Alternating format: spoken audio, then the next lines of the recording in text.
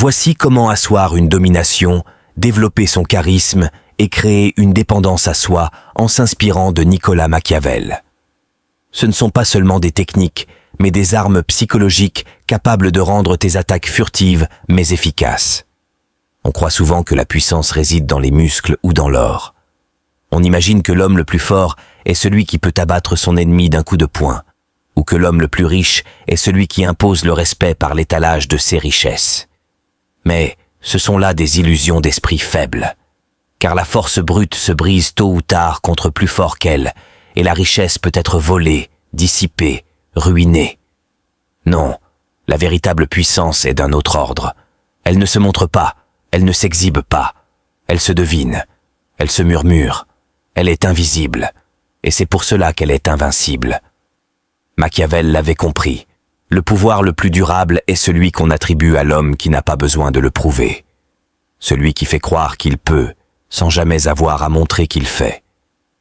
Le monde obéit toujours à celui qui incarne le mystère plus qu'à celui qui frappe sur la table. L'autorité n'est pas dans le geste, mais dans la perception. Et si tu veux dominer, si tu veux régner sur les autres sans lever la voix, sans montrer tes poings, il te faut comprendre cet art subtil. Gouverner non par la contrainte visible, mais par les fils invisibles qui mènent l'esprit des hommes. Le premier de ces fils, c'est le calme absolu. Dans un monde d'agitation permanente, où chacun court, s'énerve, s'indigne, celui qui reste immobile devient une énigme. Imagine une salle pleine d'hommes qui s'agitent, qui parlent fort, qui cherchent à convaincre. Au milieu d'eux, un seul reste silencieux, immobile, impassible. Peu à peu, les regards se tournent vers lui. On se demande, pourquoi ne dit-il rien? Qu'attend-il? Qu'a-t-il de si sûr pour se tenir ainsi? Son silence devient plus bruyant que leurs cris. On craint plus ce calme que n'importe quel poing levé. Le calme est une forteresse que rien ne semble pouvoir ébranler. Et les hommes se prosternent plus volontiers devant une citadelle que devant une épée. Puis vient le contrôle de l'attention. L'homme qui parle sans arrêt se vide. 16 mots perdent de leur poids. Mais celui qui parle peu concentre la valeur de chacun de ses mots. Il choisit sa parole comme on choisit une arme. Chaque phrase devient une lame, chaque silence une menace. Observe plus que tu ne dévoiles. Écoute avec intensité. L'homme qui écoute gouverne déjà, car les autres se découvrent devant lui, se livrent, s'exposent. Et quand enfin il parle, il n'a pas besoin de hausser la voix. Sa parole tombe avec la gravité d'un décret. Il devient le centre de la conversation, non par effort, mais par gravité naturelle. Enfin, cultive la rareté. Rien n'est plus précieux que ceux qu'on ne possède pas totalement. L'homme toujours présent finit par devenir invisible, banal, commun. Mais celui qui se fait rare, celui qui s'absente, qui ne se donne pas entièrement, devient une obsession. Les autres attendent son retour comme une bénédiction. L'absence crée le désir. L'inaccessibilité devient une valeur. Et l'homme rare finit par régner, car on le cherche sans cesse, et l'on se consume dans l'attente de sa présence. Voilà les 3 armes invisibles. Le calme, l'attention, la rareté. Ce sont 3 manières de régner sans montrer ses poings ni ses richesses. Mais la domination extérieure n'est rien si elle n'est pas renforcée par le magnétisme intérieur. Car dominer ne suffit pas, il faut aussi attirer. Et attirer sans séduire naïvement, mais par cette aura qu'on appelle le charisme. Le charisme véritable n'a pas besoin de crier. Celui qui crie cherche à convaincre, et en cherchant à convaincre, il avoue déjà son doute. Mais celui qui domine impose sans mots. Sa majesté n'a pas besoin d'éclat, car elle s'impose d'elle-même. Et cette majesté, tu la construis non par le bruit, mais par l'économie. Le premier outil du charisme, c'est le silence. Laisse les autres s'épuiser à remplir l'espace de leurs paroles. Qu'ils rient, qu'ils s'expliquent, qu'ils cherchent à séduire. Toi, attends. Le silence n'est pas un vide, mais un poids. Les autres finiront par tourner leur regard vers toi, troublés par ton mutisme. Et lorsqu'enfin tu parleras, tes mots tomberont avec le poids du destin. Chacun les retiendra, car ils auront attendu trop longtemps pour les ignorer. Le silence est une arme plus tranchante qu'aucune voix. Puis il y a le regard. Celui qui sait regarder sans trembler soumet plus sûrement que celui qui hurle. Ne détourne pas les yeux trop vite, ne fixe pas avec agressivité, mais regarde calmement, avec intensité.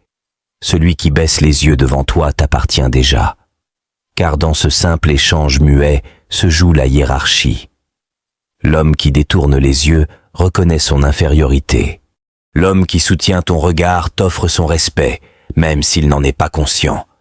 Enfin, mesure tes gestes. N'agite pas tes mains, n'élève pas les bras inutilement. Le mouvement nerveux est le signe de l'esclave de ses émotions. Le geste lent, rare, calculé, est la marque du maître. Une main qui se lève doucement impose le silence à toute une salle. Un léger sourire ironique suffit à faire trembler. Celui qui se meut lentement fait croire qu'il possède le temps lui-même, qu'il n'a nulle hâte, qu'il est maître du rythme. Et les autres, soumis au temps qui les presse, reconnaissent en lui une autorité naturelle. Ainsi naît le charisme, du silence, du regard, du geste. Pas du bruit, mais de l'économie. Pas de l'agitation, mais de la densité. Celui qui sait maîtriser ces trois choses n'a plus besoin de convaincre. Il règne. Mais la domination véritable, la plus subtile, n'est pas seulement de paraître fort ou charismatique. C'est de rendre les autres dépendants. Car celui qui t'admire peut un jour se détourner. Celui qui te craint peut chercher à se révolter. Mais celui qui dépend de toi ne peut pas se libérer. Il revient toujours, volontairement, comme un esclave qui croit être libre. Et pour bâtir cette dépendance, il faut comprendre trois lois. La première loi, donne un peu, mais jamais assez. Laisse l'autre goûter à ton nectar, mais ne lui offre jamais la coupe entière. Ainsi naît la soif. Et chaque retour de ta part devient une récompense. L'autre ne se sent pas enchaîné, mais il revient toujours chercher la goutte suivante. La deuxième loi, sois l'unique source. Offre quelque chose qu'il ne peut obtenir ailleurs, une écoute rare, un privilège, un secret, une ressource. Crée une rareté autour de toi. Si ce que tu donnes ne peut être trouvé ailleurs, tu deviens indispensable. L'homme préfère s'humilier plutôt que perdre l'accès à ce qu'il croit vital. Et enfin, la troisième loi. Alterne chaleur et distance. Accorde ton attention comme un soleil qui se lève puis disparaît. Montre-toi lumineux un instant, puis retire-toi. Cette alternance est une torture douce, une drogue subtile.